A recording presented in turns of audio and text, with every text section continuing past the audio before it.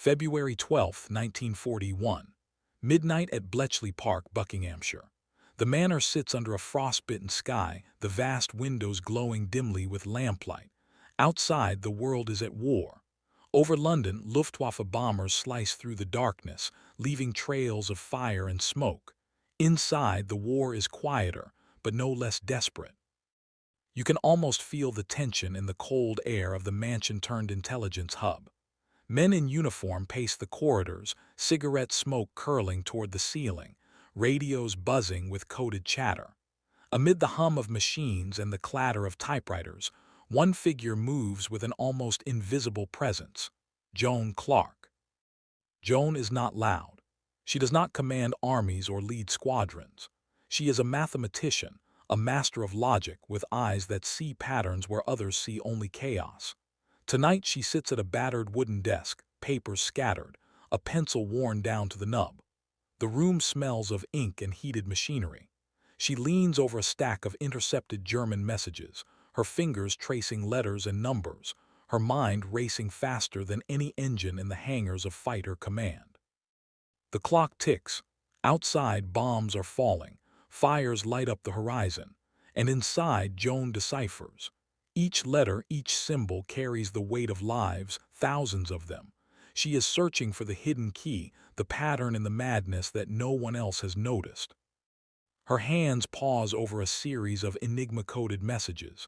The cipher has confounded even the brightest minds for months. But tonight, something clicks. A subtle repetition, a mirrored sequence, a flaw in the German encoding. She leans back, heart pounding. Could this be it? Across the hall, colleagues notice the shift in her demeanor. A whispered name floats. Joan, is she on to something? But no one dares interrupt. They've learned. Breakthroughs happen in silence, and when they do, the world changes in ways almost no one sees. She begins to write. Calculations, cross-checks, tentative hypotheses. A single slip here could mean hours lost, hours in which London could burn. The stakes are incomprehensible, and yet Joan works as if the weight of the city rests in her hands because it does. And then her eyes widen. A revelation, a flaw in the cipher. It is tiny, it is subtle, but it is enough. Enough to track Luftwaffe bomber formations before they reach England. Enough to give RAF night fighters the precious minutes they need to intercept. Joan leans forward, breath shallow, fingers trembling. Outside, the air raid sirens begin to wail across London, cutting through the night. But inside, in that frostbitten manor, a quiet war rages, a war fought not with bombs or bullets, but with numbers, logic, and courage. The breakthrough is real, but the real question now lingers in the air. Can they act on it before the next wave hits? The room vibrates with tension as Joan Clark rises from her desk, clutching her notes like a lifeline. Outside, London is a river of fire, searchlights slicing the sky, anti-aircraft guns spitting tracer rounds into the black void. You can almost hear the distant thrum of bomber engines, relentless and ominous, like the heartbeat of the war itself. Joan moves quickly, her steps muffled on the cold stone floor. She reaches the operations office, where RAF officers huddle over maps marked with flares and grid coordinates. Squadron leader James Hawthorne looks up, startled. "What is it, Clark?" he asks, a note of tension in his voice. She doesn't speak immediately. She spreads the coded message across the table, pointing to the sequence she's uncovered. "This," she whispers, "is their formation. I've found a pattern in the Enigma transmissions. We can predict the next raid hours before they arrive over London." Hawthorne leans in, disbelief written across his face. "Are you certain?" Joan meets his gaze, calm but unwavering. "Certain enough to act. We can scramble night fighters, position searchlights, save thousands of lives, but we must move now." The officers exchange tense glances. To act on intercepted Enigma codes is dangerous. If the Germans realize their cipher is compromised, the cost could be catastrophic. Yet, hesitation means more fires, more destruction, more deaths. The decision hangs heavy in the air, each second stretching impossibly long. Down the hall, telephone lines hum with activity. RAF controllers receive rapid-fire orders, pilots clutch maps in dimly lit briefing rooms, engines roar to life. Joan's notes are reproduced, passed from hand to hand, each copy carrying the weight of survival. In the skies above, the first shadows of bombers appear. But thanks to Joan's work, night fighters are already climbing, vectors plotted with deadly precision. You can almost see the choreography, the silent ballet of war, planes weaving through darkness, guided by invisible intelligence. Hours feel like minutes. London trembles beneath the engines and explosions, but the city holds. Fires rage, yes, but far fewer than the Germans had planned. Civilians huddle in basements, unaware that the thread of survival has been spun not by generals, but by a quiet mathematician in a frostbitten manner. And yet, even as the first wave is repelled, a new realization hits Joan. The cipher she cracked tonight may not hold forever. The Germans are clever. They adapt. Each victory is temporary unless the code remains broken, unless she continues to outthink an enemy who believes themselves invisible. The war outside rages, relentless. And inside Bletchley Park, one woman's mind races faster than any bomber, faster than any gun. But can logic alone keep pace with the chaos of war? A subtle knock at the door. An officer leans in, voice tight. "Joan, there's something you need to see." Joan follows the officer down a narrow corridor, the floorboards creaking underfoot. Lamps cast long, jittering shadows against the stone walls. The air is thick with the smell of ink, sweat, and coal from the heating fires that barely keep the winter chill at bay. At the far end of the hall, a large map of southern England dominates the room, pins and threads marking recent Luftwaffe raids. Hawthorne steps forward, pointing to a cluster of red dots moving across the map. "These are the routes the bombers were planning to take," he says. "Without your sequence, Clark, London would be burning right now. Tens of thousands of lives lost tonight alone." Joan stares at the map, her mind racing. The realization hits her with a sharp intensity. She is no longer just decoding numbers on paper. Each calculation, each deduction has immediate consequences. The fate of a city, the very heart of Britain, rests on her logic, her intuition. For the first time, she allows herself to glimpse the enormity of her work. RAF night fighters, guided by her insights, had intercepted the bomber streams just in time. Fires that would have consumed neighborhoods were contained. Streets that could have been obliterated were saved. And yet, Joan knows recognition will come slowly, perhaps not at all. Women at Bletchley Park are rarely celebrated. Their victories are quiet, invisible, coded into the history of the war but not written in headlines. A sudden silence fills the room as officers exchange looks. Then, one of the younger codebreakers whispers almost to herself, "She saved them. She really saved them." The weight of that statement hangs in the cold air like smoke from a distant raid. But the work is far from over. Joan turns back to the cipher sheets, eyes scanning for subtle variations the Germans might introduce. The enemy will not stay static. The moment they detect a flaw or suspect one, the game will shift and London's safety will vanish in a heartbeat. Outside, the distant wail of air raid sirens has stopped for now. The city breathes, though bruised, under the calm of early morning. Yet inside Bletchley Park, the war never pauses. Machines whir, pencils scratch, and minds race. Joan's revelation is monumental, but it is only the beginning. And then, as dawn begins to gray the horizon, a telegram arrives. Handed to Joan with trembling fingers, it carries an ominous message. Encrypted message intercepted. Pattern may have changed. Immediate analysis required. The telegram lands on Joan Clark's desk like a sudden blow. The elegant handwriting of the officer who delivered it seems almost casual, but the words scream urgency. She reads it once, twice, and then her fingers tighten around her pencil. The Germans have altered the Enigma settings. Her breakthrough, so brilliant, so precise, may already be compromised. You can almost feel the pressure crushing the room. Outside, The early February wind bites through Bletchley Park's trees. Inside, the hum of machines grows frantic, a mechanical echo of the storm of calculations in Joan's mind. Each moment counts. Every minute she hesitates could give the Luftwaffe the advantage to launch a devastating raid. Joan leans over her desk again, eyes darting between columns of letters and numbers, searching for anomalies, repetitions, weaknesses. She scribbles, erases, and scribbles again. Her colleagues work in tense synchrony, aware that their quiet war in code could determine life or death for thousands. RAF controllers are already expecting updated vectors. London cannot wait for trial and error. Minutes stretch into hours. You can almost hear the unspoken thought threading through the room. Can logic truly outpace the chaos of war? A young codebreaker, Peter Harris, approaches, voice barely a whisper. "Joan, if we don't crack this, the next raid." His sentence trails off. The implication is chilling. The previous night's lives saved were only temporary reprieve. Now the city teeters again on the edge. Joan's eyes narrow. Her mind sharpens. Patterns emerge in her peripheral vision, slight repetitions in letter sequences, a subtle misalignment in rotor settings, the faintest trace of human error by the German operators. She points, scribbles, mutters under her breath. There's the flaw.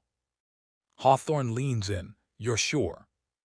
Joan doesn't answer. She already knows. The RAF needs this data. Without hesitation, she orders copies of the corrected sequences rushed to operations.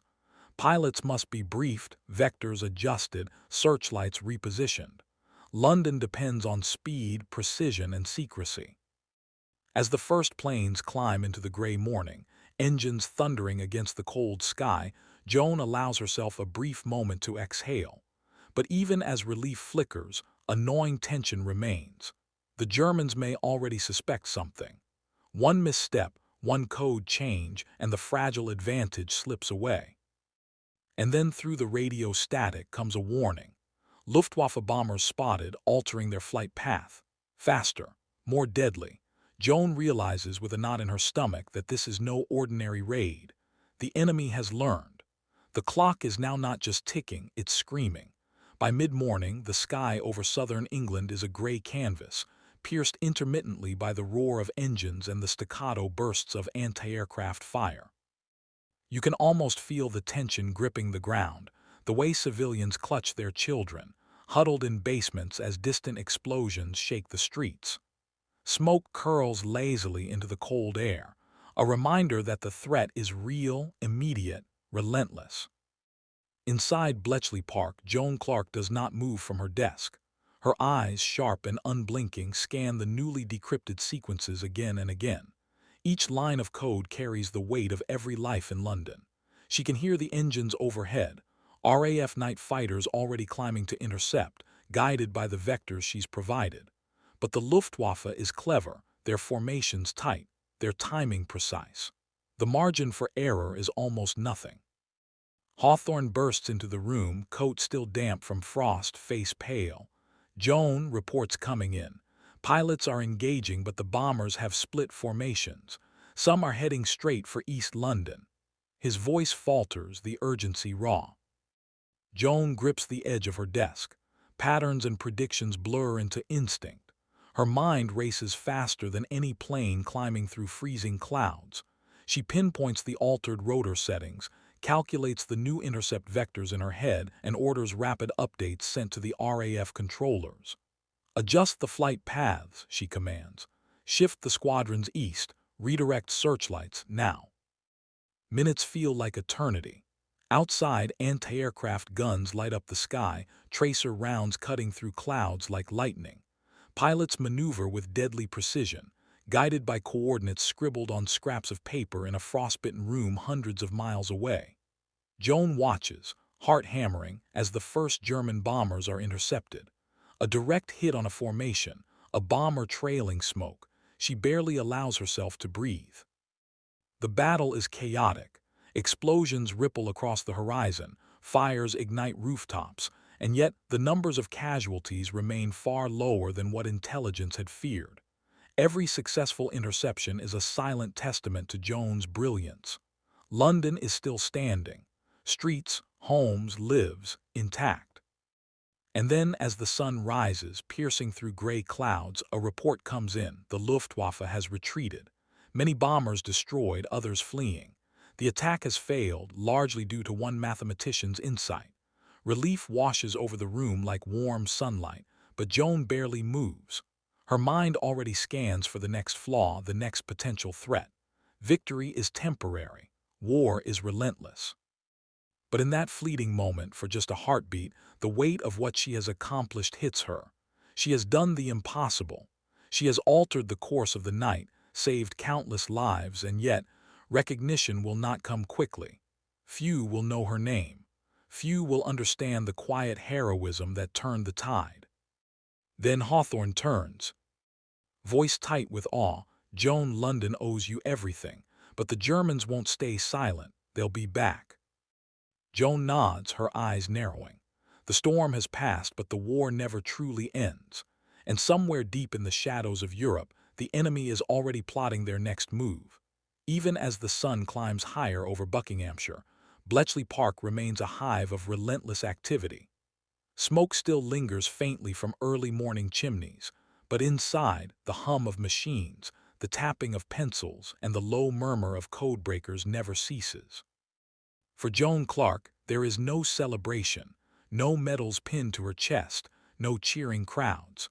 The war does not pause to acknowledge the quiet heroism within these walls. She sits again at her desk, reviewing the decrypted sequences one last time before filing them with meticulous care. Each sheet is a record of lives saved, a testament to hours of mental endurance and risk. You can almost feel the exhaustion in her bones, the cold creeping in from the drafty windows, the strain in her eyes from staring at endless columns of letters and numbers. Yet, there is determination there too. She knows that every solved cipher buys London another day, another chance to breathe, another chance to survive. Outside, the city is battered but intact. Fires are being doused, rubble cleared, families reunited. The streets are alive with the murmur of survival, unaware of how close they came to disaster. And inside Bletchley Park, the unsung heroes continue their vigil. The RAF pilots they guided into the night will never know the full story, and the civilians they saved will never see the hands that shaped their fate. Joan rises, walking slowly through the corridors. Fellow codebreakers glance up briefly, respect and admiration flickering in their eyes, unspoken yet palpable. They all understand the stakes. They all know that what happens here will echo across the skis of London, in the roar of engines, in the flash of searchlights, in the distant explosions that did not reach the people waiting below. And yet, there is a shadow over her achievement. She understands that this victory is fragile. Every day brings new ciphers, new challenges, new threats. The Germans are cunning, and the war is relentless. Each success is temporary unless the code continues to fall before her, unless she remains one step ahead in a game that will not pause for rest or recognition. As Joan returns to her desk, she pauses and looks out the frost-laced window. London sleeps cautiously, quietly, unaware that its survival through the night was guided by a mind that few will ever remember.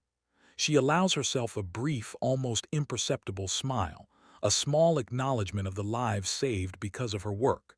Then she sits, pencil in hand, ready for the next challenge.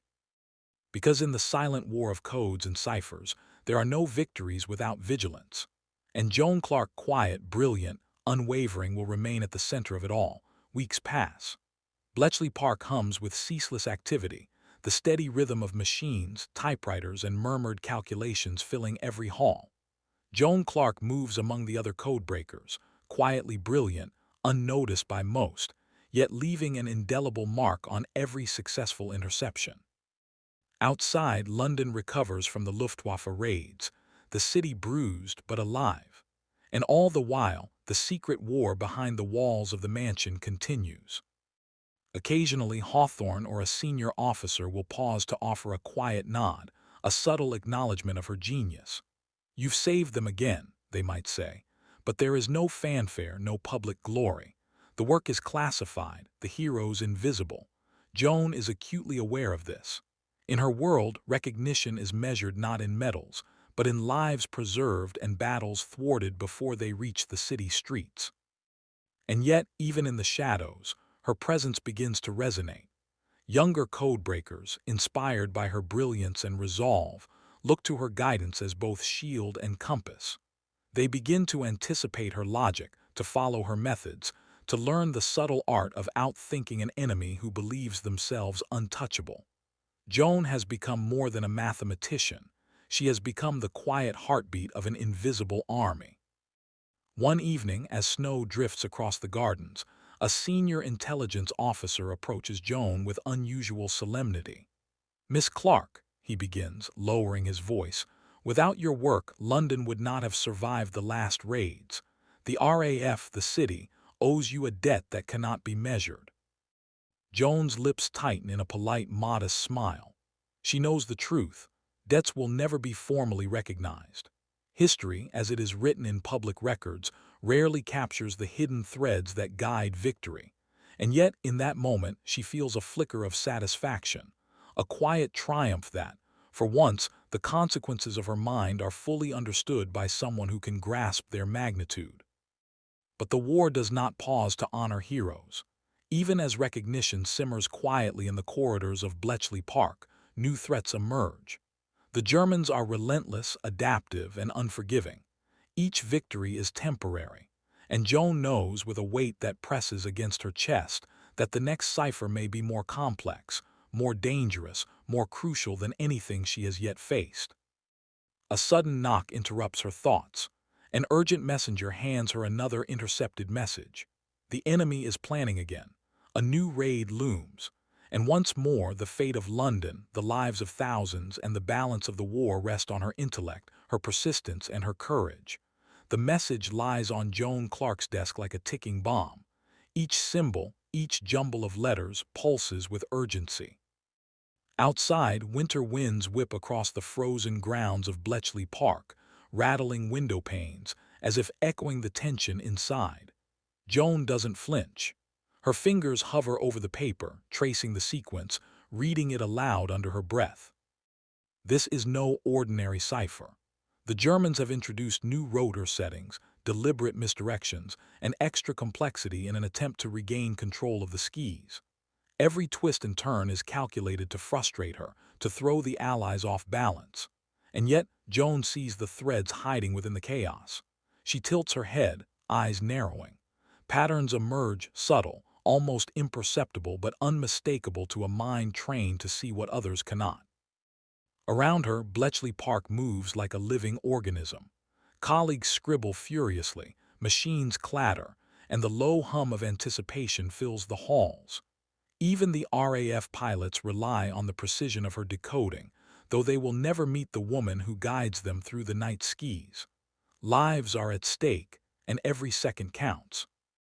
Joan's pencil flies across paper. Calculations, cross-references, assumptions. She checks, double-checks, rechecks. And then, almost imperceptibly, a breakthrough. She has found the flaw. The small opening that the German operators left by error or overconfidence. It is tiny, but it is enough. Enough to predict the formation of the next raid. Enough to save the city again. She immediately orders the corrected vectors sent to RAF controllers. Pilots receive the updated instructions mid-flight, adjusting angles and trajectories, weaving through clouds, preparing to intercept. Outside, London continues to sleep, or brace, in ignorance of how close it comes to destruction. And in that silent, frost-bitten room, Joan Clark leans back for a fraction of a second, allowing herself to imagine the outcome. Bombers intercepted, neighborhoods spared, lives saved. But she knows that this is only one of countless battles fought in codes and ciphers. Each night, each transmission, each calculation is another thread in the invisible war. Just as she begins to settle, a sudden realization strikes her. The Germans are not just reactive, they are learning.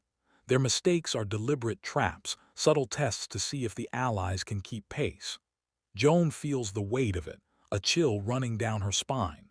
The next cipher may not be merely a code to break. It may be a weapon designed to catch her off guard. Night falls again over Bletchley Park, and with it, a deeper hush descends. The world outside slumbers uneasily, unaware of the invisible battles being waged within the frost-laden walls. Joan Clark sits alone, the glow of a single lamp illuminating rows of cipher sheets. Each one represents hours of tireless work, countless lives protected, and a secret that cannot be shared. You can almost feel the solitude pressing in on her. No accolades, no public recognition, only the relentless pressure to anticipate the enemy, to outthink them before they strike. Her fingers trace a series of newly intercepted messages, each more intricate than the last. She understands that even a minor oversight could allow a Luftwaffe bomber formation to slip through, with devastation raining down on London. Around her, Bletchley Park is alive with the soft sounds of colleagues typing, whispering, calculating. Yet there is a shared understanding, unspoken, that the work here is greater than any individual. Every breakthrough, every solution is a shield protecting a city, a nation, a people. Joan feels the magnitude of her role acutely. She is not just decoding messages.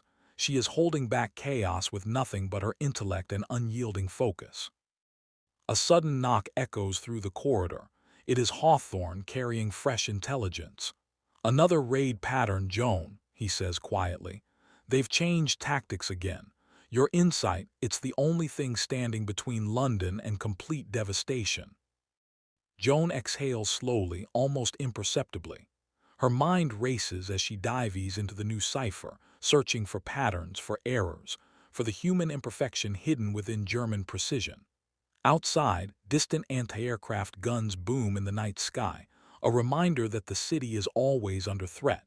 But inside, Joan battles in silence, alone but resolute.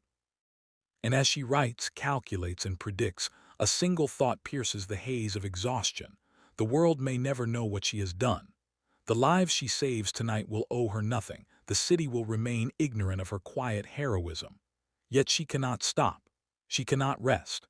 For Joan Clark, the war is fought not with guns or bombs, but with the mind, and the mind must never falter. Dawn breaks over Bletchley Park, painting the frost-laced gardens in pale gold. The hum of machines slows slightly as exhausted codebreakers stretch stiff limbs, but Joan Clark remains at her desk, eyes fixed on the cipher sheets. Outside, London awakens, streets bustling, fires extinguished, the city alive once more. Few will know why. Fewer still will understand how close it came to annihilation. Joan allows herself a rare moment of reflection. The night's work has saved countless lives, families, children, entire neighborhoods spared from fire and ruin. RAF pilots have returned safely to their bases, guided through clouds and darkness by coordinates she deciphered. Yet recognition is absent. Bletchley Park is a fortress of silence, its victories hidden behind locked doors and classified reports. You can almost feel the weight of that invisibility pressing on her. In the eyes of the world, the war is fought in bombings, battles, and speeches. The truth, that a single mathematician, armed only with logic and perseverance, shifted the fate of London, remains invisible. And yet, Joan feels something more enduring than medals or headlines. The knowledge that her mind altered the course of lives, that her work had tangible, immeasurable impact. Throughout the corridors, younger codebreakers glance toward her, understanding her brilliance in quiet awe. She has become more than a colleague, she is a mentor, a beacon of reason in chaos, the steady hand guiding them through the labyrinth of ciphers. Her work will ripple far beyond the war, influencing cryptography, intelligence, and the understanding of how one mind can tilt the balance of history. And though the Germans will continue to evolve, adapt, and challenge her, Joan Clark knows this. The war is not won by fire alone, nor by guns, nor by bombs. It is won by those who see patterns in chaos, who act in silence, and whose courage manifests not in glory but in quiet, relentless genius. The city of London carries on, oblivious to the life saved in the dead of night. But in the halls of Bletchley Park, One woman's mind stands as a monument to the invisible battles that shape the world. She is Joan Clark. She is unseen. She is unforgettable.